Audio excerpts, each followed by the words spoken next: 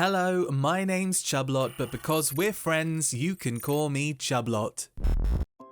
Larian dropped the latest patch a while back, introducing a whole host of changes, far too many to go over individually. The biggest inclusion was, of course, badgers. And the people that turn into badgers, I guess. But as with every major patch since the game entered early access, there's a considerable amount of content that was changed on the sly. In fact, some of Larian's changes to the game files made data mining quite a bit more difficult. Look at that. But adopting my best Bear Grylls mindset, I drank 12 litres of my own urine and figured out how to modify visual assets. Those events are absolutely related, don't at me. Now, hypothetically, this means I could strip certain characters of their clothing or spend hours creating several different colour profiles for the Githyanki half-plate so I can play as the Githyanki Rangers, but that would be a huge waste of time. And with great power comes great responsibility. Pizza time. So now the novelty of running around as the cast of Homeward Bound 3 direct-to-DVD has worn off slightly. Hey guys, wait up! Let's talk about what else there is. A true friend of nature. Or perhaps a lunatic. I know. I've let myself down.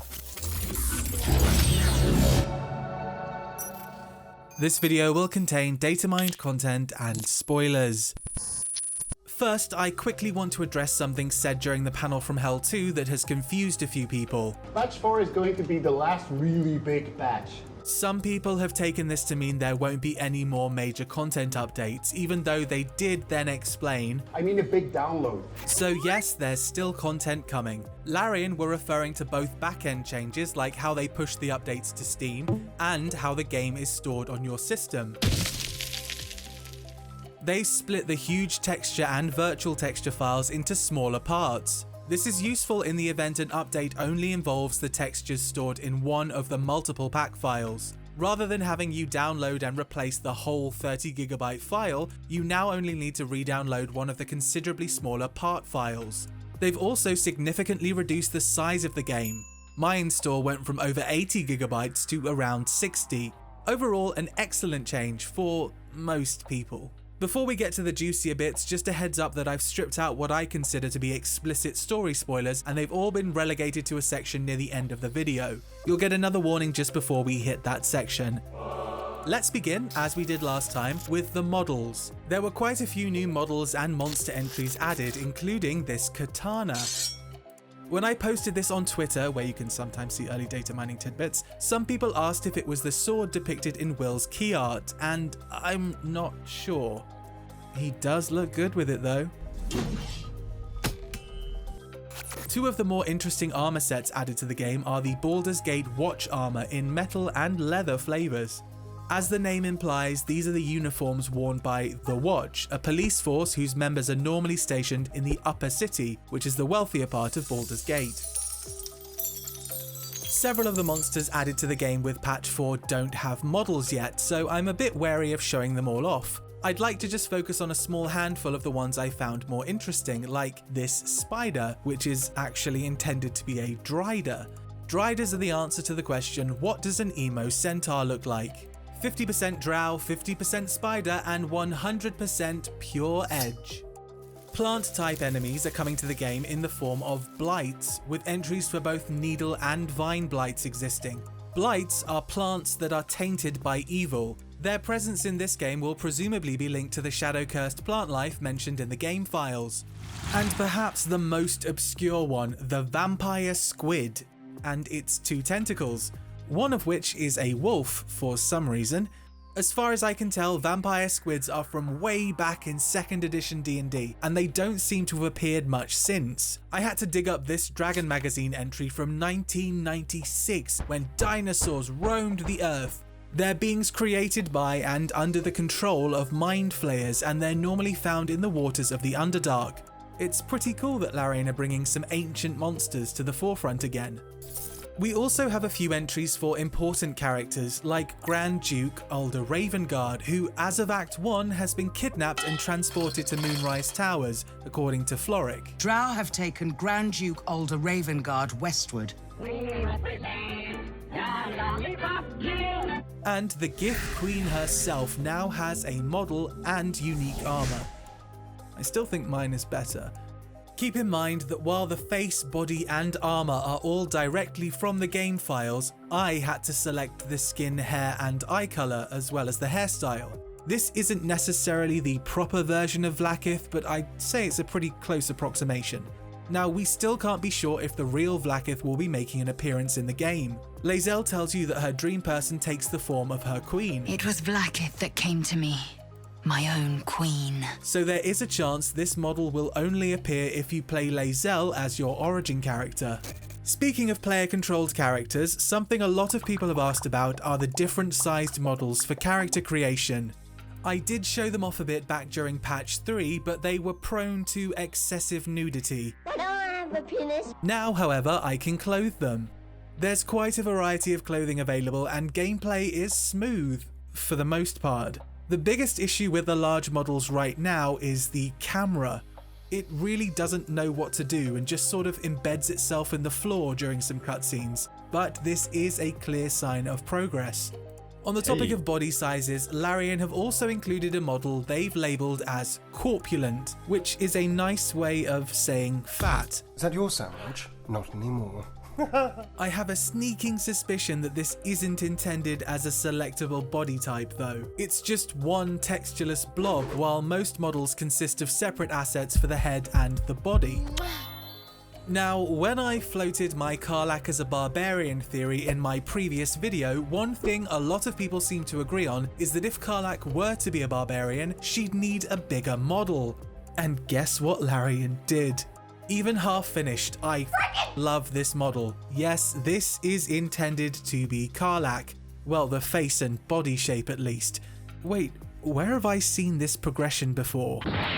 She's currently lacking a tail and spines, which are things you'd expect from a tiefling, but for most of the average sized races, Larian just uses a variation of the basic human model, so I assume that stuff is being added later.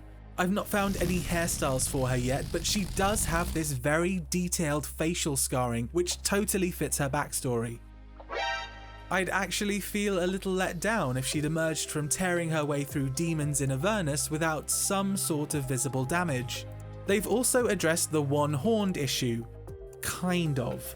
The horns don't currently fit Karlach's model. They're rigged at the height of an average male tiefling, meaning they end up lodged firmly in her eye sockets. One more step and I'll put a bolt through your eye.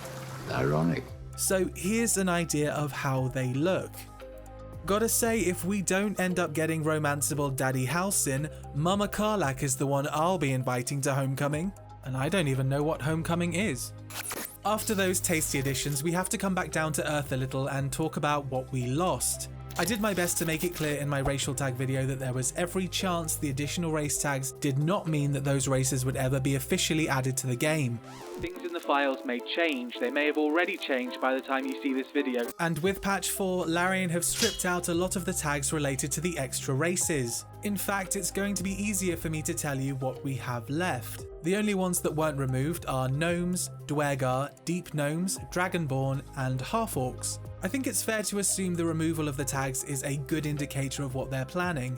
It's clear that they're trying to avoid ending up in development hell. Yeah, we had actually big discussions about the dinosaur, because Nick wanted to put the dinosaur in, and I had to put my foot down and say one day we would like to ship this game, so no dinosaur. So if dinosaurs had to be shelved for the sake of development time, it wouldn't be a surprise at all if the more exotic races ended up on the same shelf. But it's not all bad news, maybe. Larian's removal of the extra race tags was just the removal of the tags. All the logic surrounding those tags is still in the game. And if you pull a sneaky little maneuver, you can still get them to trigger. For example, the bestial tag will still trigger unique dialogue. Instinct? Ah, if only I'd been so blessed. The blade was not born so much as made. It is many things. A hatchery, a training grounds, a shelter. This is not a nest or haunt, any place of comfort. Even the line referencing a Warforged player character is still exactly where it was. Revel in the sensation. The flesh has so much to offer. So, who knows? Classes are so difficult to predict based on data mining, so I'm not even going to hazard a guess at which class will be added next. There was a change to how the game handles both the cleric and the paladin tags though. Take my paladin of Garglittergold as an example. I know he doesn't look like much of a paladin. His character sheet doesn't even display the basic paladin tag. It is still there though, just invisible. I think this is beyond most people. Larian decided to stop both the paladin and cleric tags alongside their alignment tags from appearing on your character sheet. However, if I add a god tag to my gnome, then boom, he's a paladin. It's easy, he's beautiful. It works the same way for clerics, although it's weirder for Shadowheart. She starts with the invisible cleric tag, but no longer has the Cleric of Shar tag, and she doesn't get those unique responses. Save your breath. They're too dead to hear you. This was probably done to help her keep that very well-kept secret that nobody could ever figure out. After she outs herself as a Shar ontologist, I worship Shar, the mistress of the night. She's granted the tag and all the edgy dialogue options that she could wish for. Hard to forget idiots like these. Oh, and yeah, Karlach still has the paladin tag, it's just invisible now, so likely still a paladin. I gathered as much. In this final section, I'm going to be dealing with all of the things I felt were far too close to being story spoilers. If you aren't interested in that type of spoiler, thank you so much for watching, but it might be best if you click away now. First, let's check back in on the currently inaccessible Duergar camp. This is the location you're supposed to end up in after you board the boat in the Underdark. The main storyline is the same as before. Blast this rubble to the fugue plane. We can finish the stone skulls in the confusion. As are the side quests. Leave the rocks there. Don't let the bad things out. Structurally though, a lot has changed. The collision detection in this area is very broken. You can walk through walls, there are invisible stairs, you can straight up levitate, things inside the walls won't stop exploding, and if you try and move the camera towards the exit, you get flashbangs. Still, good to see work is progressing. You're under arrest. In addition to the models and objects I've already mentioned, there were a few more spoilery ones. While a lot of the content surrounding the Night Song was removed, including her voice lines and other characters' voice lines relating to encountering her in her statue form, The stone was warm to the touch, Energy radiated from the statue. calling to the surrounding shadows. Embrace the night song and be sworn to eternal shadow. I did find a new entry for her heart, which you can eat. Pretty grim. The evil moon elf chosen of Shar, Ketheric Thorm, also has a visual asset entry, though he doesn't look much like his statues. His apparent daughter Isabel got an entry as well. One interesting thing to note, Larian made a point of mentioning in the patch notes that they removed reference to Halsin, Daddy killing Isabel. They've also added certain configuration files that seem designed to handle some broad aspects of scene direction. 3 characters with visual entries are mentioned by these files, 2 mysterious and 1 nostalgic. The mysterious characters are called Orin and Gortash. They look extremely unfinished and I know absolutely nothing about them. The nostalgic character though, that's kind of a big deal. It's likely no surprise to anyone interested in Datamined content that there are very strong indications that one of the upcoming Origin companions is a returning character. A hamster? I'm afraid the armor is fresh out of attack rodents. But it looks like we'll be meeting another old friend.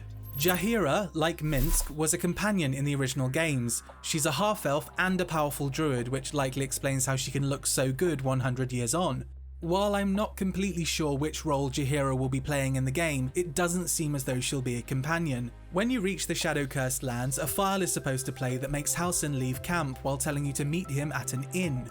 And Jaheira is supposed to be found in an area the game calls Haven, specifically at an inn. It looks like there's going to be some sort of argument between Halsin and Jaheira relating to the character Isabel, which results in Jaheira leaving. I don't know what happens after that, but it's a pretty cute callback that they have you meet Jaheira at an inn. It is imperative that you make your way to the Friendly Arm Inn. There you will meet Khalid and Jaheira. Just to quickly clarify, what I'm showing you are the actual visual assets allocated for these characters in the game files, but it does seem likely that at least some will be receiving updates, especially in the face area, since right now they're just character creation assets. But do you know what isn't a character creation asset?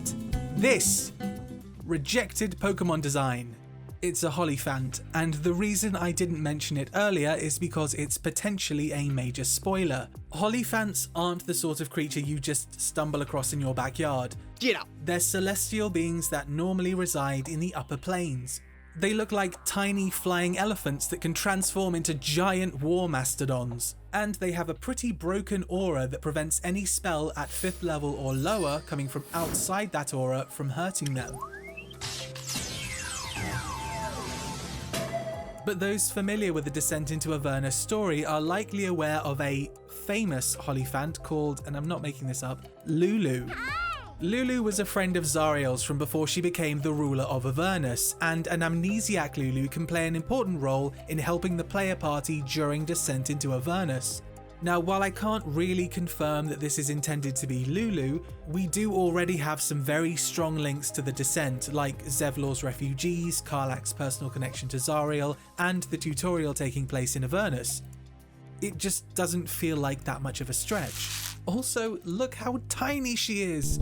Companion stories are clearly being worked on as well. If you've ever wondered why lae'zel seems pretty cool with Shadowheart playing with a stolen Gith relic, wonder no more.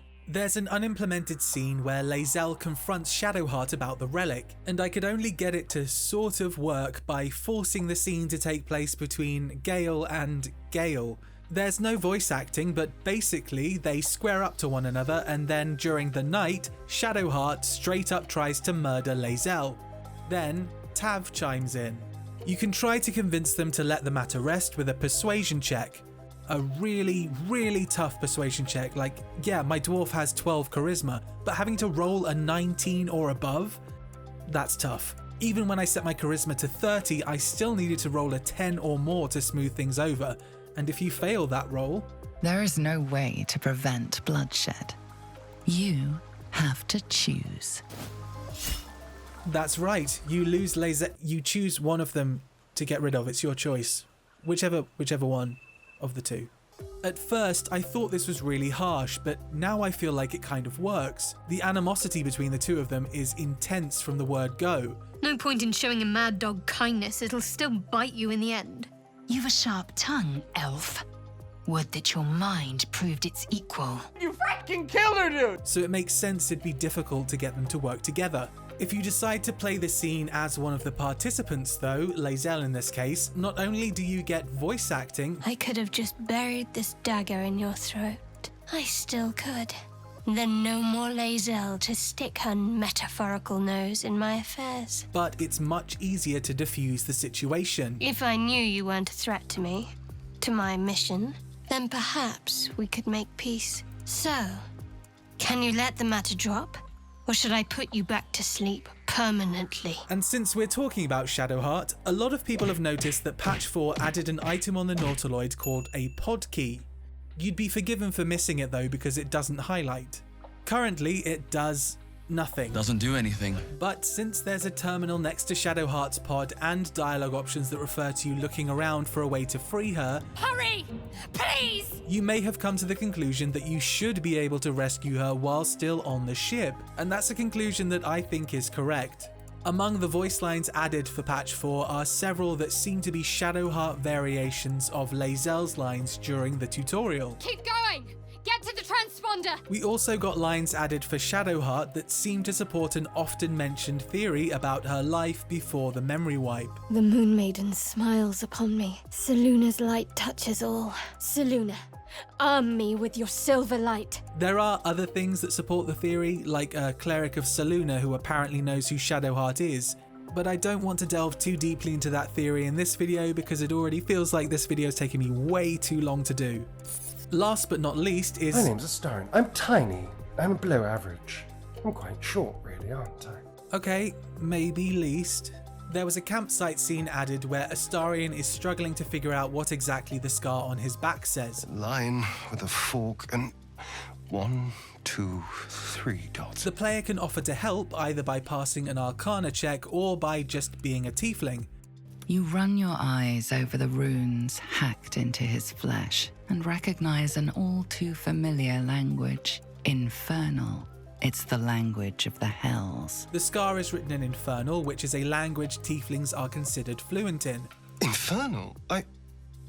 Who knows? The player can determine that the scar is not, as Astarion was told, a poem. It's not a poem.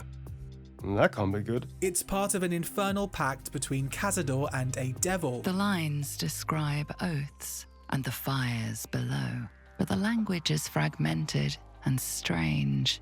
This is just a piece of a larger text. Astarion apparently didn't know about this, but he has a theory as to where the rest of the pact could be. I wasn't his only spawn, so it's possible there are others with scars like these. Right now, we don't know what the pact is for, and Astarion can't even help us out because he's never seen Cazador hanging around with any devils. Cazador was only figuratively hellish.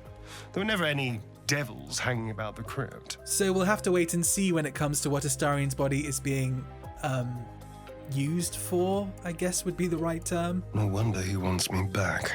What have I run off with? And with that, it's time to thank you for watching. So thank you, everyone that stuck around despite 2 months of nothing, for watching. I cannot explain to you how much I appreciate your support and your understanding and your patience with me, and I cannot apologize enough for how long this video has taken. Anyway, bye-bye!